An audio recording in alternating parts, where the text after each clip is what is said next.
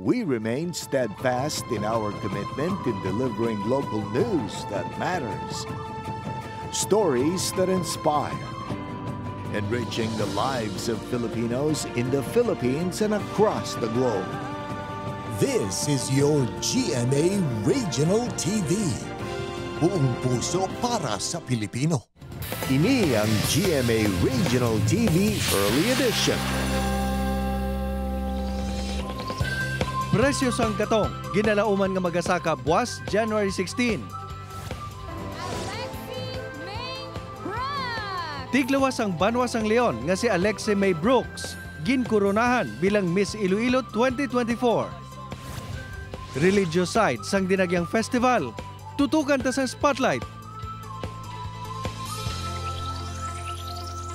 Hi there mga puso, bugtaw na mahawta. Good morning, good morning, good morning. You're watching GMA Regional TV Early Edition. Hi Zen, happy Monday.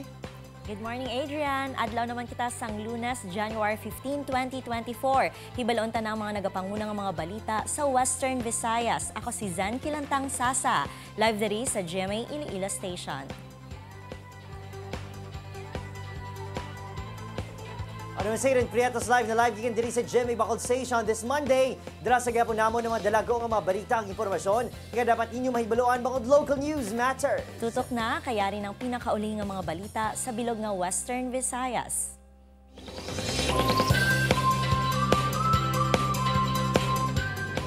Kag para sa ato nagapanguna nga balita, ginpanindugan ni Attorney James Balsomo, General Manager sang Ileco 3 sa probinsya sang Iloilo, nga kung nasunod lang kung tani ang grid code, wala na-collapse ang grid. Kag wala nagdugay ang restoration process o kung pagbalik sang kuryente sang 4 kadlaw. Ini ang iyang ibahayag sa nakaligad ni House Inquiry kaangot sa nanginlapnagon nga power outage sa Panay Kagimaras sang tinalikdan ni January 2 to 5. Dugang pa sini, naglabot malapit 1 kabilyon ang ginbayad sang napulo ka electric cooperative sa rehiyon sa National Grid Corporation of the Philippines agud malikawan ang power blackout sang 2023. Ginasukot nila sa konsumidor ang kwarta para sa ancillary services. Under the grid code, the contingency reserve requirement should be not less than the largest operating unit in the grid. On the part of Panay, that is 150 megawatt, the PDC Unit 3. Given the required power of 300 megawatt to stabilize the grid, upon the synchronization of PDC Unit 1, the night after the incident, and the synchronization of PDC Unit 2 the following day, the next morning, there should have been more than enough power to stabilize the grid if the NCR services had delivered as expected. Pagkaligad sang pila ka bulan, liwat na gidman nga makonsumo mga pakinhason nagikan sa coastal waters sang Capiz. Ini matapos magwa sa pinakauli nga shellfish bulletin sang Bureau of Fisheries and Aquatic Resources nga wala na sang coastal area sa Western Visayas nga kontaminado sang toxic red tide. Sang damlag lang nangin positibo sa paralytic shellfish poison ang Sapian Bay nga nagasakop man sa duha ka barangay sa Batan Aklan subong ang mga coastal area sa Rojas City kag Kabanwahanan sang Panay, President Rojas kag Pilar sa Capiz. Nagpositibo man ang Isla de Gigantes sa Carlas, Iloilo. Sa karon, pwede na makuha kag makonsumo ang mga pakinhason kag mga alamang nagikan sa amuman nga mga lugar. Mapugsadugang naman nga saka sa presyo sang gatong nga magasugata sang aton o kung magasugata sang aton mga kapugsang motriz sa sumugod buwas January 16. Base sa oil industry sources, 80 centimos tubtob piso ang posible gasaka sa presyo sang kada litro sang diesel. 70 tubtob 90 centimos naman ang posible magdugang sa presyo sang kada litro sang kerosene. Apang mas madugo naman ang saka nga ginalauman sa gasolina. Base sa mga forecast, ang presyo siniya magasaka sang 20 tubtob sa 40 centimos kada litro.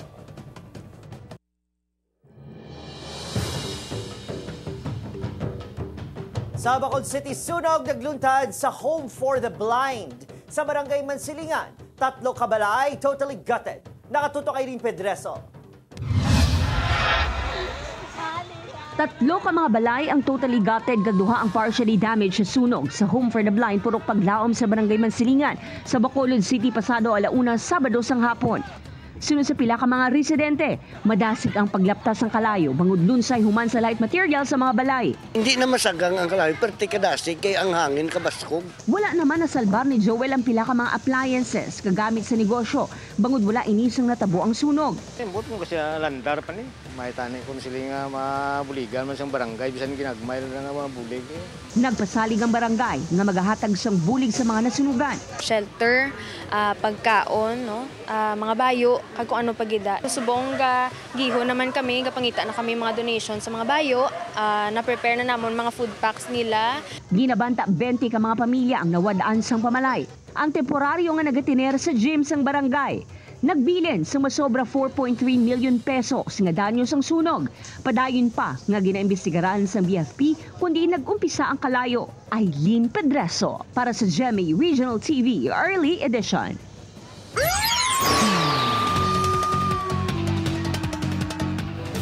Dakop ang anay preso man bangod sang illegal nga droga sa ginkasa nga drug buy bust operation sang kapulisan sa barangay Palok, Sool, Dumangas, Iloilo. Nakuha sa ginakabig high-value individual nga ginkilala kay alias Jen ang 255 grams sang suspected shabu nga nagabalor sang masobra 1.7 million pesos. Magluwas sa droga nakuha man kay Jen ang 38 caliber revolver kag duha ka mga bala paagi sa pagserbe sa iya sang search warrant. Nakagwa si Jen sa presuhan sang 2020 paagi sa plea bargaining agreement matapos nadakpan sa illegal nga droga. 3 ka semana ang nakaligad sang na-monitor nga nagbalik ini sa illegal drug activities. Sa inisyal nga impormasyon sang Iloilo Police Provincial Office, posible source sini ang anay na presuhan sini nga district jail sa Nangapototan. Isa sa sulod na galing din na 165 na kaso. So, ang information nga nabato na ito, yung contact siya sa sulod.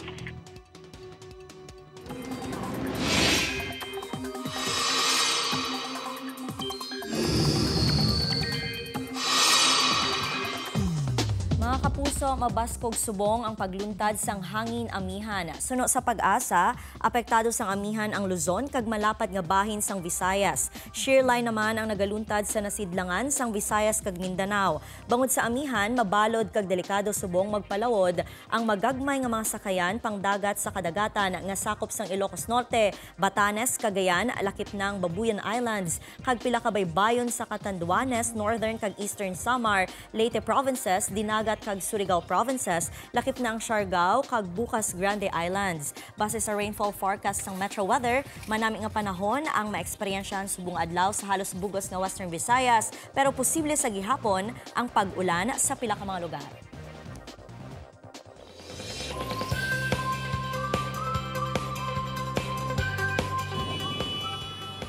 Sa pihak sang tuman nga komersyalismo sa selebrasyon sa Dinagyang Festival, hindi manigar nga madamo sa gihapon ang wala nagabulag sa religious side sini.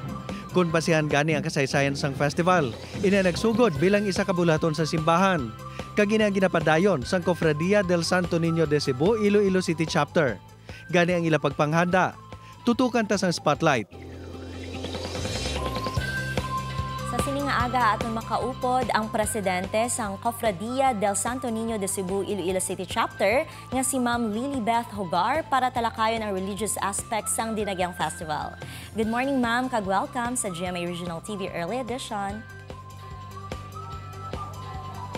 Good morning, Ma'am, and welcome. Ma'am, unang-una gidluyag naton mahibaluan ang tinutuyo sa pagtukod sang Cofradia del Señor Santo Niño de Cebu. Okay. Gintukod ang Cofradia del Santo Niño de Cebu sa pagpalapnag sang devotion kay Señor Santo Niño sa bilog nga Pilipinas. Agod ang mga tawo makabaton sang grasya nga ila kinahanglan kag mapabilin ang Katoliko nga pagtuo sa aton pungsod Pilipinas, magpakita sang pagpalangga kag kooperasyon. Ma'am, sa imong paglantaw, may bastante pa man bala nga tiyempo nga ginapain sa religious side tag sa mag-abot ang selebrasyon sang Dinagyang Festival. Yes, ma'am, may aragid. Kag ang San Jose Parish Placer nagapreparar na sang mga religious activities kung sa diin mapalapnag ang devotion kay Señor Santo Niño de Cebu pareho sang Novena Masses. Anong mga activities sang simbahan, kadungan sa selebrasyon sang dinagyang? Okay. Mayara kita nga Novena Masses nga magasugod sa January 19 to 27, 2024.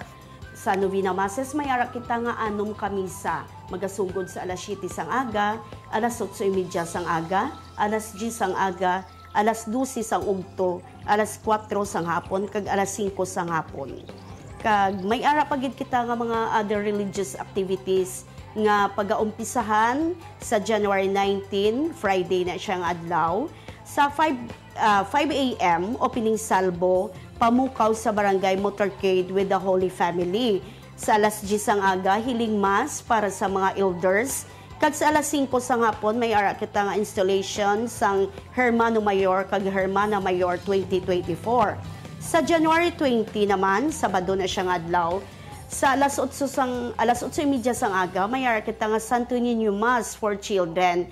Kag sa alas 10 sang aga, Children's Fun Day na siya dito sa cover gym sang San Jose Catholic School. Sa January 23, may ara kita nga sa 1:30 p.m. may ara kita reenactment nga pagaywaton sang San Jose Catholic School nga mga estudyante nga ang reenactment nila about nga pag-abot ni Magellan kag ang finding the image of Senior Santo Niño. Sa January 24, Wednesday na siyang adlaw, sa alauna sa ngapon may ara kita motorcade of Senior Santo Niño de Cebu around sang City Main Road. Kag sa 5:30 sa hapon may ara kita blessing of expectant and pregnant mother. Sa January 25, Thursday, sa 2:30 p.m. may ara kita floral offering Bus of the late of Reverend Father Ambrosio Galendez, OSA. Kag sa 5:30 p.m., Blessing of Children. Sa January 26, Friday na siya, sa alas 2 sang hapon, may kita Fluvial Procession and Solemn Fruit Procession.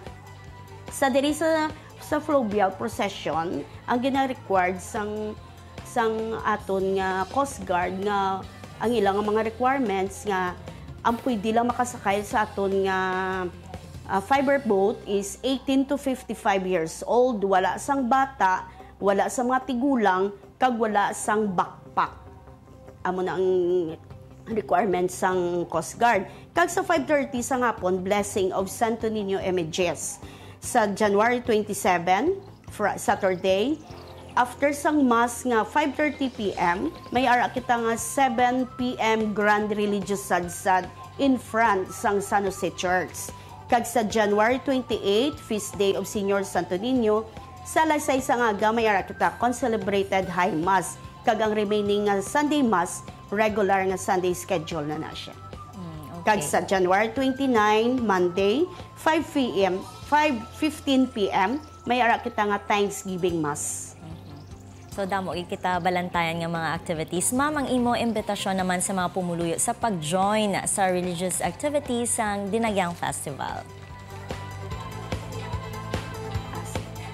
Sa liwat, mayong aga sa tanan, ako gali si Liliberto Mula Cugar, President sang Cofradia de Santo Niño de Cebu, Iloilo City Chapter, kaupod sa mga kaparian Agustino diri sa San Jose Paras Placer, kag mga officers and members sang Cofradia, ginaagda ko gid ang mga deboto ni Senior Santo Niño de Cebu sa pag-attend kag sa pagpartisipar sa aton nga religious activities nga magasugod ang aton Novena Mass sa January 19.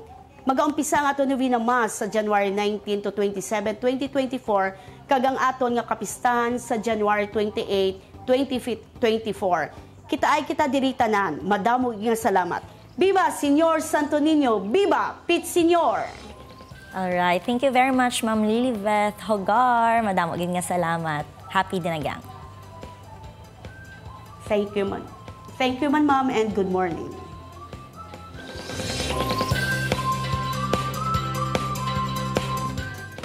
Sa dugang nga balita, tiglawas sang Banwa sang Numancia napilian nga Miss Kalibo at Atihan 2024. Kapuso stars Rocco Nasino kag Andrea Torres nagdugang duag sa pageant night. Martin Javier, isa sa mga host. Inyang gintutukan ni Tess Ordalas. Halin sa production number.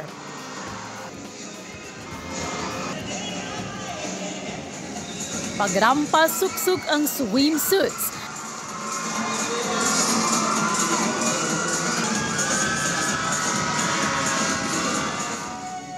Kag madawagon kikiligante nga evening gown.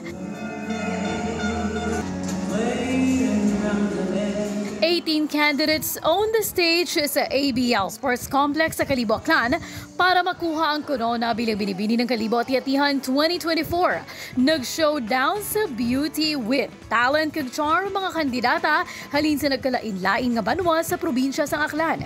Mas naging exciting ang gabi ko si Kapuso host Martin Javier. Si Kapuso actress Andrea Torres ang isa sa mga judges. Hindi lang sila pambatong ang kandidata nag-cheer ang audience, kundi kay Kapuso actor Rocco Nasino nga may harana.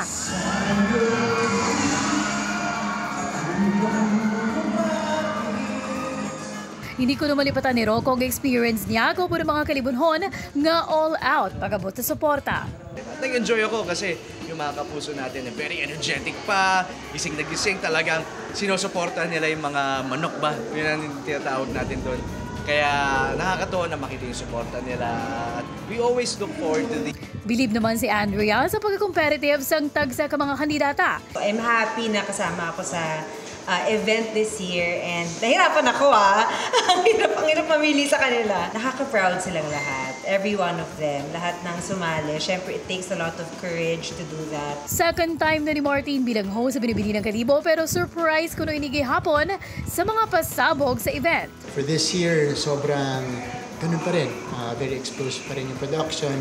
I want to congratulate all of the candidates natin na nag-compete and of course to our winner for doing such a great job this year.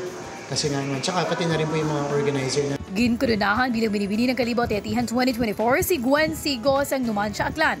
First runner-up si Aisha Rimano sang Banwasang Kalibo. Kag second runner-up naman si Yes sa Mariandico sang New Washington. Magluwa sa pageant, nag-enjoy man si Andrea Rocco kag Martin sa weaving experience nila sa Kalibo Aklan nga kilala sa industriya sa pinya weaving. Thes or Dallas para sa GMA Regional TV Early Edition. Ini ang GMA Regional TV Early Edition.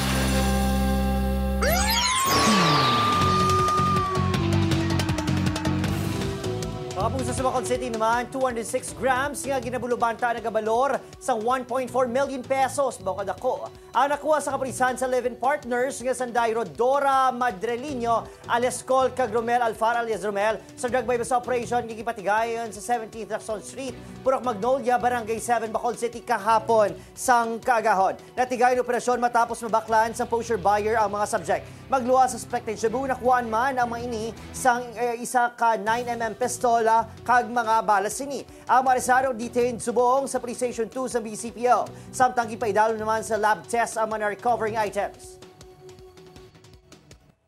Wala naman makaluwas sa gintingob nga mga elemento sang Provincial Intelligence Unit kag Provincial Drug Enforcement Unit sang Iloilo Police Provincial Office ang ginapaso ni Anay Police sa drug buy bust operation sa San Dionisio, Iloilo. Ang arestadong ginkilala kay Jimmy Dumangkas, 49 anyos kag residente sang Barangay Poblasyon sang Amuman nga Banwa. Nakuha sa subject ang 15 ka sachet sang suspected shabu nga nagabugat sang 55 grams kag ginabulubanta nagabalabor sang 374,000 pesos. Preso na subong ang arestado sa San Dionisio Municipal Police Station.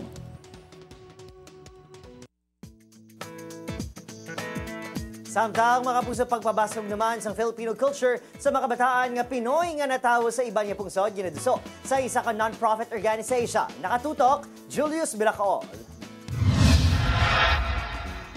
Kabataan nga Pinoy nga nagdako sa iban nga pungsod pero napabilin nga Pinoy ang Balatyagon kag Paminsaron. Inang target sang the Philippine Living Heritage Initiative, isa ka non-profit organization nga nakabase sa Boston, United States. Suno sa CEO kag co-founder nga si Mayrish Cadapan Antonio, ila misyon nga pasanyugon ang kultura nga Filipino sa diin man nga bahin sang kalibutan. Ang aming adhikain or mission is to deepen Filipino identity and build thriving global communities through information and more knowledge on our history and our rich living heritage. Mga kabataan nga nagaedad 14, tubtob 18 anyos nga may dugo nga Pinoy ang target sang Filipino Youth Leadership Program. Magluwa sa online sessions. May kahigayonan man sila nga makaangkon sang immersion ukon aktual nga pagbisita sa nakalain-lain nga heritage sites sa Pilipinas. Pareho sang na-experience Nanday Riley, Jill kag Xavier. The first main place we visited, we were in Intramuros near Manila, and we visited Casa Manila. We learned about the early Spanish influence during colonization. One place we went in when we were in Manila was Emilio Aguinaldo's house. I thought that was one of my favorites because we actually saw the place where it declared independence and waved the flag, and I thought that was really cool. I think for me, I really liked going to Masungi, where you could just really see all the nature and kind of be more in touch with what's outside the big city. Nagapati ang foundation nga makabulig ang programa para sila mangin maayo nga tawo kag global leaders sa palabuton. The program can make themselves stronger leaders at parang get to know themselves better as Filipinos and at the same time gain friends all over the world. Pwede magbisita sa ila website sa www.philippinelivingHeritage.org ang mga aplikante. Ukon sa mga gusto nga makatuon na hanungod sa Filipino heritage and culture. Julius Bilacaol para sa GMA Regional TV, Early Edition.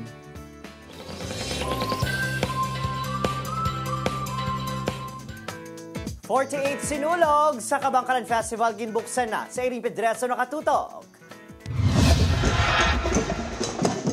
Gindagsa sa mga deboto ang tuigan nga sadsad sa Kabangkalan City sa Negros Occidental sang Biyernes.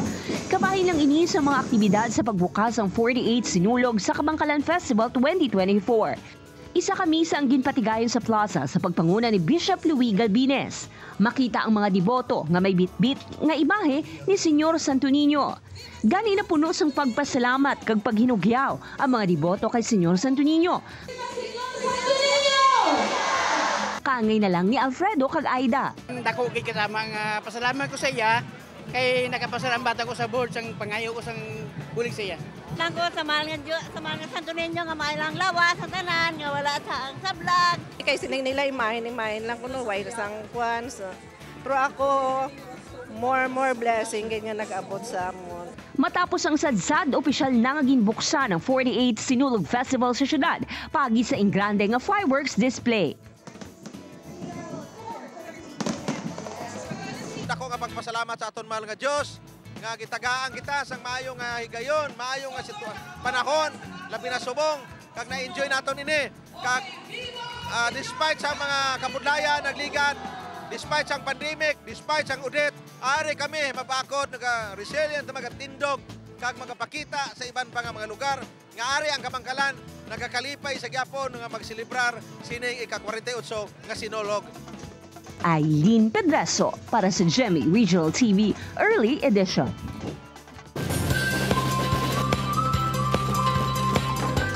Filipino-American athlete Halin Saleon ginkoronahan bilang Miss Iloilo 2024. Iban pa nga nagdalaog nga kandidata hibaloon ta sa pagtutok ni Kim Salinas.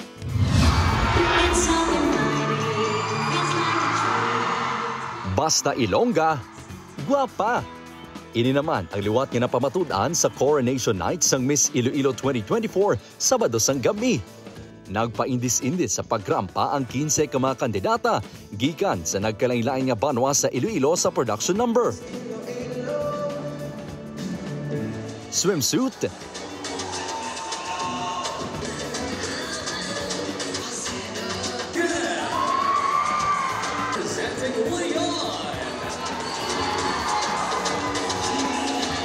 kag evening gown.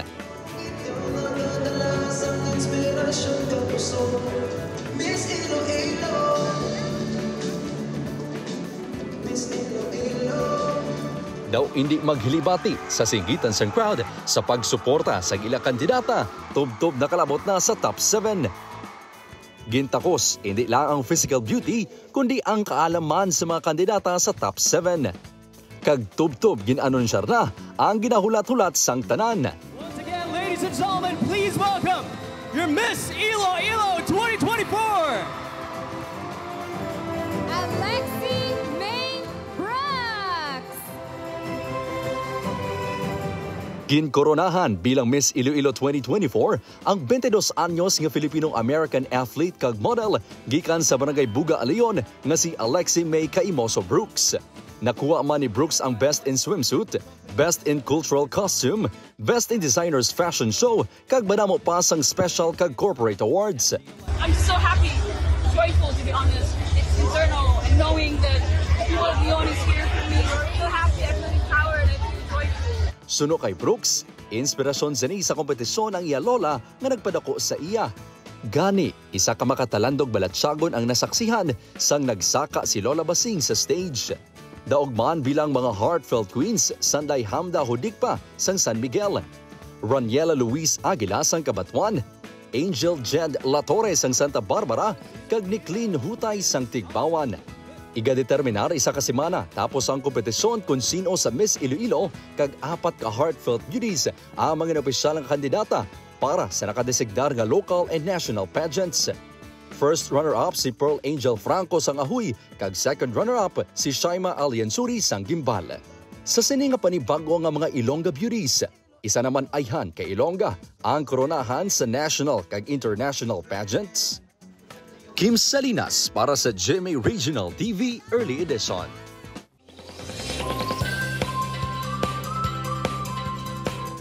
Mga kapuso, karon sa gabi na ang Love Die Repeat sa GMA Prime. Magalibot ang istorya sa love story ni Bernard karakter ni Sian Lim kag Angela nga si Jeneline Mercado nga mangin puno sang pagtilaw labi na pagabot sa paglaga sa oras. Ano ba lang feeling nga mabalikan ang mga natabo na mga bagay? Bantayan mga kapuso ang World TV premiere sang Love Die Repeat ay 50 p.m. umpisa karon sa gabi na sa GMA Prime. May million of views na ang trailer pa lang sa upcoming GMA Prime series nga Asawa ng Asawa Ko. Pagkanabidahan ni Ninday Jasmine Curtis Smith, Raver Cruz, Liza Lopez, kagiban pa nga kapuso stars. Bantayan ang World TV premiere sa Asawa ng Asawa Ko karon sa gabi manina, 9:35 p.m. pagkatapos ng Love Die Repeat.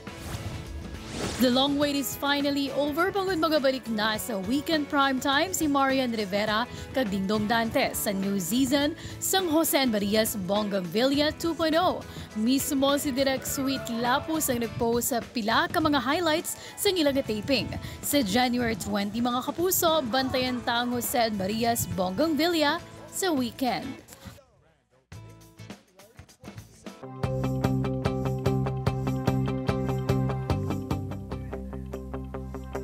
Zed, mga puso, wala sang imposible para sa tao nga may himpit nga pagtuo.